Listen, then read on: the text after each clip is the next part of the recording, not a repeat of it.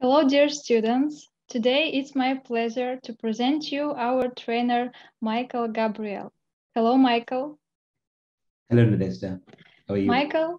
Michael is the trainer of our Cisco course, and the full name of this course is Implementing and Operating Cisco Security Core Technologies.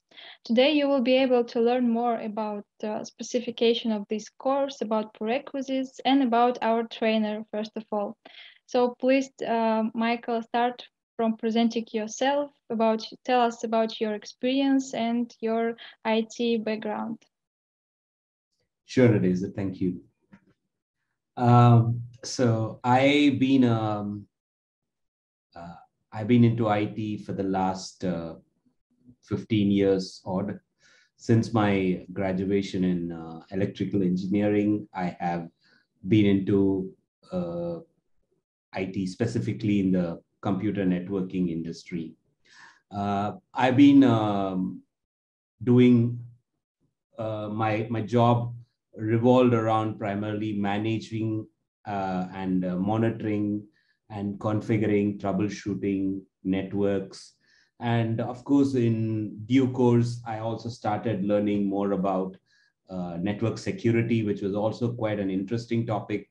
And that led me to the opportunities alongside with that. And I started to focus more on Cisco security concepts and learned more about them, like learning about the different types of firewall products in Cisco, the other aspects. And I've also delivered multiple trainings on different Cisco security portfolios products, and that's where I'm right now. Okay, thank you very much. And let's talk about the course SCOR. This is the short name of the full name of the course. Is this course popular nowadays? Absolutely. This is this course is named as Security Core. It's actually a second level topic from an exam perspective.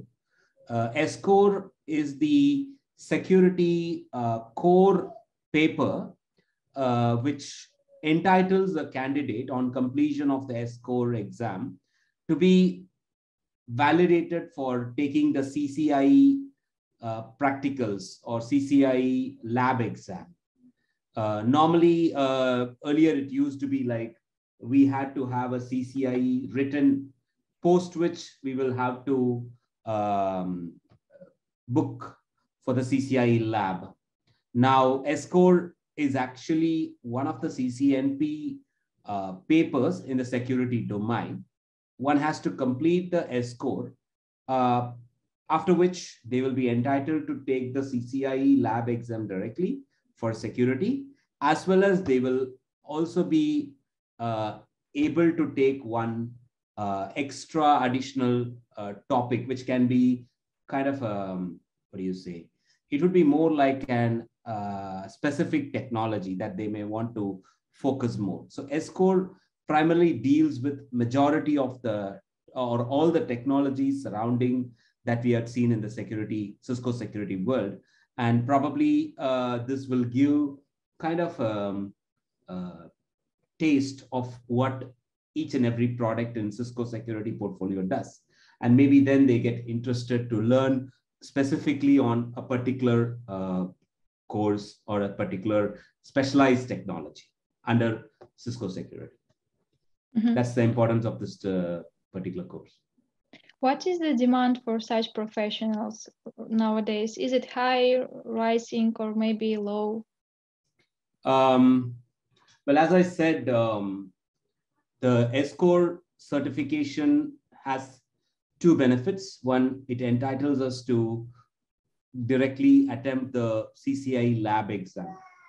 So somebody who is in pursuit of CCIE, which is a world-renowned certification, their job is now half done if they have completed the SCOR paper. Just they need to complete the single SCOR certification, post which they can directly book for the CCIE lab exam.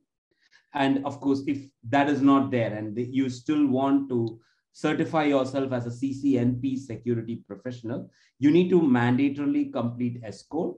In addition to which, we also need to take one specialized technology, like maybe one can take Identity Services Engine, SISE, or there are so many other firewall technologies, or WSA or ESA. All these are additional specialized technologies which they can take. So you need to take one paper in addition to the SCOR, so that these two papers, on completion of these two papers, we are entitled for the CCNP security certification. So that's the point that I want to emphasize here. The SCOR certification gives these two benefits. Of course, in addition to that, what are you getting in terms of learning? Because you're getting to know about every security technology and product with regards to Cisco's perspective. What are the new product lines that have come in, and the technologies associated with them, how do they work, and all those stuff. So ideally, somebody who wants to step into the world of Cisco security, I think they are in the right place. They can take up this course and it will benefit them a lot in terms of job, probably because this might be a second level cadre certification. One might be probably working in an organization who might want to have a raise in salary, or who might want to move to a security level grade or something like that. They may want to move between domains. For all these purposes, one would probably think of SCOR as a possible potential opportunity. Thank you very much. Let's now move to the details about the course. For example, what topics will be covered and what practical exercises it will include. Absolutely. So the topics, because as I mentioned, it is a core paper. It touches on all the different Cisco security portfolio of products, and the technologies and the functionalities behind them. So we start off with the Cisco ASA, Adaptive Security Appliance, which is one of the very important firewall that majority of the corporate organizations they use. And in fact, we will also be dealing with ASA's evolved version, which is called as the Cisco's Firepower. So these topics, these products, and the technologies that revolve around these products are dealt probably in the first and the second days. And then we have a day dedicated to Cisco's email security appliance. Now, if we think about the possible attack vector in an organization, one of the primary attack vector is email. There are a lot of phishing campaigns that we see these days. There are chances that somebody, when they download an attachment that is coming through an email, they may be engulfed with some sort of a virus or a Trojan horse or some sort of a malware. So this brings to the point that every organization needs to analyze the emails that goes through their organization, especially if they have their own email server like Exchange or Lotus Notes, whatever. The point is that ESA, Email Security Appliance, is a critical component in Cisco that is going to check for spam, that is going to check for different functions like the antivirus. So it also has the ability to touch base with the Cisco's cloud version of, which is also called as a Talos, from where it is going to pull the latest information regarding who are all the bad actors on the internet and all those stuff. So basically, we would be able to use this product ESA to do this operation, and we would be able to get to know or understand more about how emails can be sent securely. It's about emails that are coming in and emails that are going out of the organization. So that is one major topic. And in addition to that, we will also be touch basing on another important product called as a WSA, Web Security Appliance. So Web Security Appliance, this is relating to web, that is HTTP and HTTPS. So transactions related to web, like your HTTP, HTTPS, they're all going to be used primarily as a potential attack vector again. And that's the reason why we talk about WSA, Web Security Appliance. That would be one more important product that we would be touch basing and see how we can use them on the network and how we can use them within our organization. Good. And of course, yeah. And apart from this, we'll also be having some self-read topics on other different product lines like the ICE, Identity Services Engine, which is used for management sake and so on. So this is just, I think, the tip of the iceberg that I just tried to cover, because it's a very huge topic. It actually is covered for 8 days, but we do only the 5 days training, which covers the instructor-led delivery. And I think the topics that I just now dealt is relating primarily to that. Can you please share your screen and show our students some maybe lab environment, something they will be working in? Sure. Let me just share my screen, please.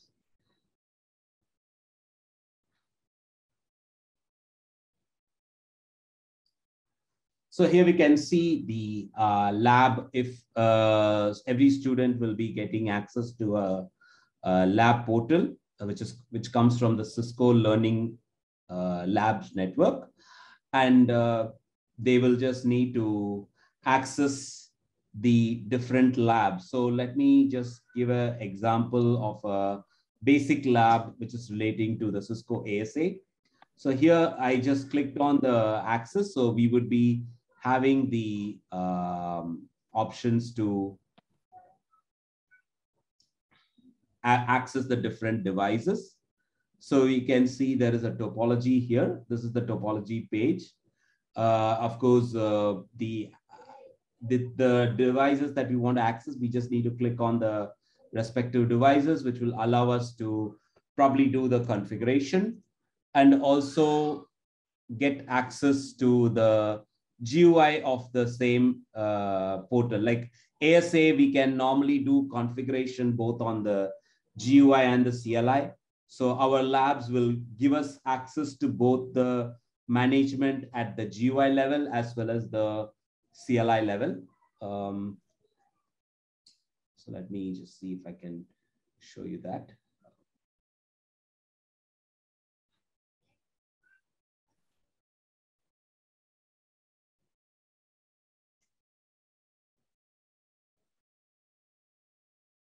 What period of time will be this lab environment available for the students?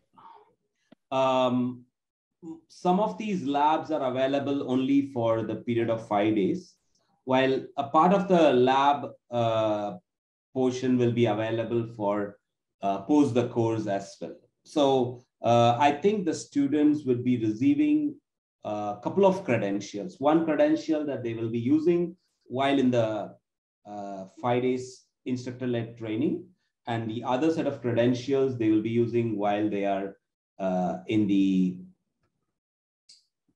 while they are probably doing the self-read material. So the self-read material will be something that the students may have to read after the course is over, or while they are doing the course, they can also do the reading, and maybe there's a chance that they can also ask some questions regarding that to the trainer. Mm-hmm. So I think I just wanted to just show you this right now, but because this is not a full-fledged lab, I'll not be able to take it through more at the moment. So I'll stop my sharing at this point. Yes, I think this is enough. I think our students have got some image of what they will expect. And my next question is about prerequisites for this course. How would you define them, and what skills potential students should already have in order to get the most from this course? See, the older version of CCNP security, they had a prerequisite called as CCNA security. So you had to do that CCNA security certification. But right now, that course has been scrapped, and there's no CCNA security. So in fact, speaking, there's no prerequisite for this course. But having said that, it is recommended that somebody completes that CCNA training before they come to this particular course. The CCNA training will give them some understanding of how networking works, because unless somebody knows how the routers process the packet, how the switches function, what's the basic L2, L3, layer 2, layer 3 operations, one would not be able to appreciate these security concepts, because they rely on these basic fundamentals, which is covered in CCNA. And there'll be very minimal time for course delivery, which means that the trainers would assume that the students would have already done these basic learning on routing and switching before they come to this course. So that I would strongly suggest as a prerequisite, even though from a certification perspective, SCOR doesn't have any prerequisites. Mm-hmm. Do they need to have some working experience? It would be good if they have a working experience, at least on the networking side, probably around 2 to 3 years of experience will be handy. But having said that, if somebody is having the capability and showing interest towards the subject, they can very well take up this course. So there's no, as I mentioned previously, there's no prerequisite that they have to show some sort of a work experience report or something like that. They're free to take this course. But having said that, somewhere having a limited level of work experience certainly will add value. Mm-hmm. What international certificate will students get after successfully passing the exam at the end of the course? So this particular certification will entitle them to get the core security badge, but that will not give them the full certification. So as I already mentioned, in addition to the core paper, one has to take a paper on one of the specialization technologies. So if we go to the cisco.com/go/certifications, or sorry, /certification/go, maybe I can just show that a little later, that when they go into that, they would be able to access, they would be able to see the different certifications or papers for the specialization technologies. Like somebody would be interested in identity management, so they can do the SISE paper, or somebody would be interested in firewall, so they do the SSNGFW. So this SCOR and one of these specialization technologies combine together to give you the CCNP security professional certification. But having said that, this single course, this single paper, as I already mentioned, will be a passport for somebody who wants to then directly attempt the CCIE lab exam. All that they need to do is just book the CCIE lab exam, prepare, and get moving. Mm-hmm. Let's talk about the structure of the exam. Are there multiple choice questions or maybe some practical tasks? Most of the questions will be multiple choice, but it depends. Pretty much, one can't say that. There can be sometimes some simulation questions also. Students have to be prepared for that. Students have to do the labs during the training.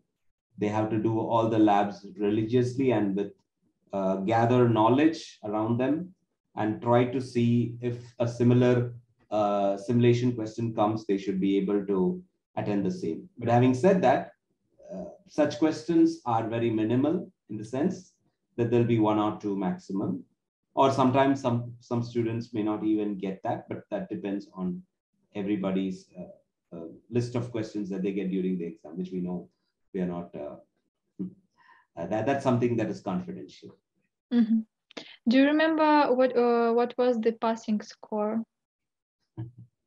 Again, that is also varying from one candidate to another candidate, but kind of a roundabout figure will be somewhere around 800 to 850. That's what I know out of 1,000. So general grading will be done between 300 to 1,000, where a minimum score one would get is 300 and maximum score will be 1,000.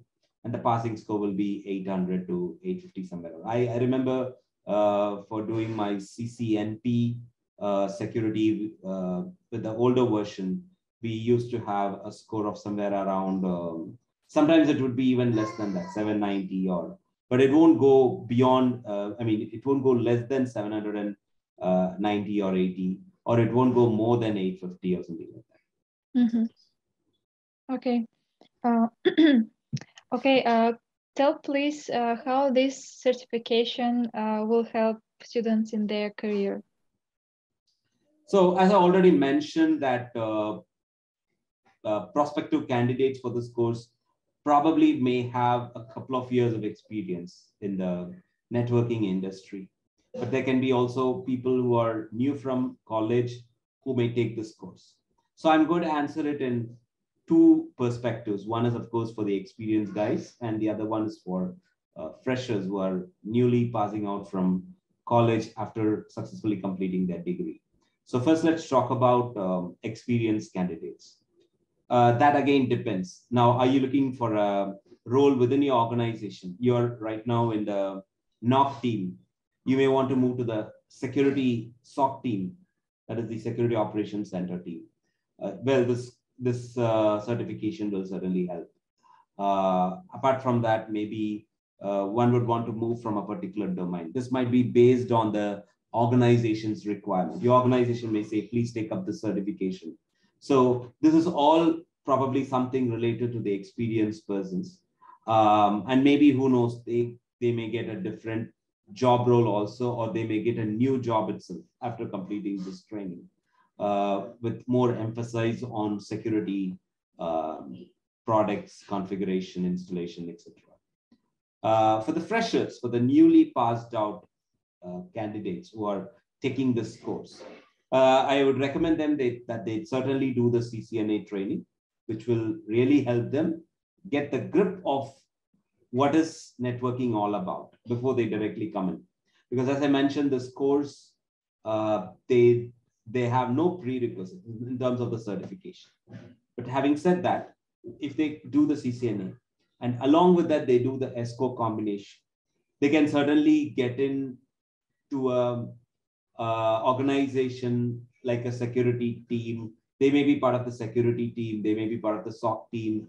They get opportunities to work as field engineers deploying security products.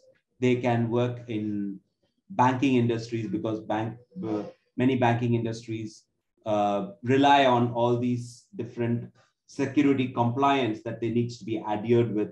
And because of that factor, they need to enforce those, enforce different technical policies based on that compliance requirement, which is done using these products. So somebody needs to be aware of knowledge of the configuration of these devices. So certainly some sort of a junior admin post is something that they can certainly look out for once they complete this course.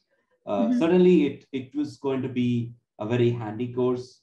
And as I mentioned, it is going to benefit both the newbie on the floor, who is going to be new to networking, as well as the laterals who are already into the field, and they will have a boost in their career. You already mentioned some kind of job positions, but let's for example list 4 or 5 specific job positions that are suitable for such specialists who just completed the course. Well, to list out the specific job positions, job roles for this particular course after completing this course, I would say the first one would be maybe security. You are part of the security team. You're a member of the security team who manages, who configures, installs the firewalls. That would be one role. And in addition to that, one could be part of the SOC team, SOC analyst, A SOC analyst is a person who understands these technologies and they use them to protect their organizations from any sort of external threats. So they are more like threat hunters who are basically going to work on a 24/7 mode, and they will be checking logs from firewalls, from ESA, from the WSA, from ICE, and other different products. And in addition to that, they might be working on non-Cisco devices also. The idea is that they will be collecting all these logs through a general and they will be able to analyze these logs holistically to kind of identify, okay, or create kind of a storyline that says, okay, an attack would have happened here. Let's see now what needs to be done. So they coordinate with the IT team to whom they will instruct what needs to be done based on this. Okay, you need to probably write these policies because they are that's something that that is causing some harm to the organization. They need to make sure that the IT team is given the appropriate information based on their findings. So it's more like they are like kind of somebody who recommends the IT team what needs to be done to secure your organization. So that would be a critical role, the SOC analyst. Of course, these people are more offensive in nature. Offensive means their focus will be looking out for attacks. Whereas these IT people, that is also one more role. So you can say an IT person, somebody who's into the security, defensive security, they will be more oriented towards just making sure that you have the right policies. But of course, they get a lot of information from the SOC team who gives those updates saying, hey, you need to do these, you need to write these policies because that is what is needed because I saw this attack happening. So to block this attack, you need to write these policies so that it will be resolved. So they are not only doing that, they're also giving a lot of user awareness on how every person in the organization should protect their company's assets. All right. That is one role. I think I just elaborated that SOC analyst role too much because that is a very, very important role these days.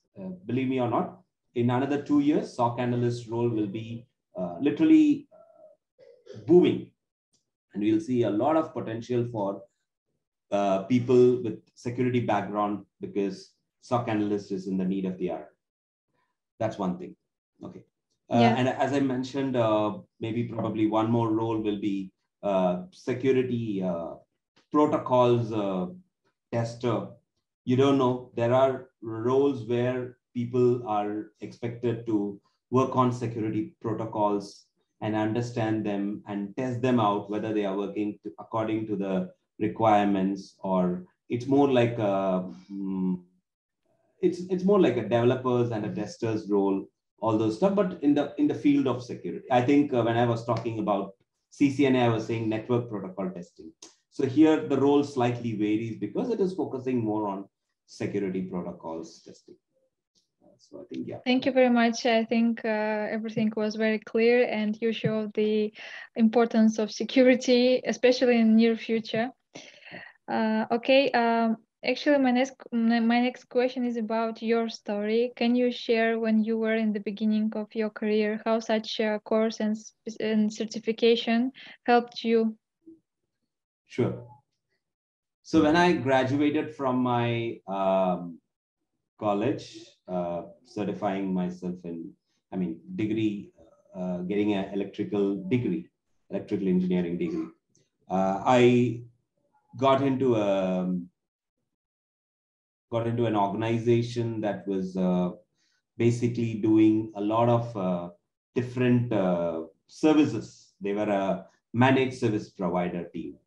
They were we were part of the field engineering role. We were part of the NOC team, Network Operations Center. We were also part of the SOC team. We were also doing a little bit of offline SOC analysis. Like we used to analyze the logs that comes from the IPS, intrusion prevention systems. So what I was trying to say is that while attending and doing all these job tasks, my manager used to encourage us to do these certification. So by doing that certification, I was able to get a grip of what the job demands. What is this job role? Of course, there are certain things that experience gives you, but certainly while I was able to do these certification, I was able to get a clarity on the technical front, where we were lagging, what was missing, and how we can be able to speak to our superiors on technical matters. So by having the right technical term, it would be very handy in a corporate environment. As a technical person, you're expected to give the technical outputs, technical deliveries, and your communication should be more on the technical front, so that there'll be a better clarity, and your superiors will also know that you are knowing your stuff, right? So that would be one of the major takeaways of these different certifications that I did. I did my CCNA followed by CCNP in routing and switching, and also CCNP in security. And I also did my CCNP in wireless. So these certifications certainly helped my career, not just from a certification point of view, but from a learning point of view. I was getting a roadmap of how I should take my career through in this field of networking. This is the main reason why I would emphasize on certifications. These certifications give somebody an idea of what is the path you can take, because there's so much of things to learn, but one should be focused towards what they want, and certifications certainly help you towards that. That's what I found from my 15 years span career with regards to certifications. Thank you very much. Very interesting story, and a lot of experience you have. We see it very, very well. Can you please tell what can be the next step after taking this course? Maybe it can be another course. So SCOR, as I mentioned, this on completion of this course, one might want to take up a specialized security technology, which will entitle them to complete the CCNP, complete the fulfillments for getting the CCNP security certification. That's one thing. And the other option would be you can do the CCIE lab exam, CCIE lab, which will obviously give us a lot of accolades, because even today we see the number of CCIE lab attempts and clearing people are very minimal. So it's not about the toughness of the lab, it is just the dedication, it is just the focus. And one would be able to get a lot of accolades and raise or job role positions change with the help of the CCIE. So I think it's certainly a course that's worth doing. Mm-hmm. So thank you very much, Michael, for taking time to meet today. And I hope this interview will be very, very useful for our students. A lot of new information, so hope they will enjoy it. Thank you very much again, and see you in our trainings. Bye-bye. Thank you so much, Nadezhda. Nice talking to you. And thank you for the opportunity to give and elaborate information on this particular certification SCOR. Thank you.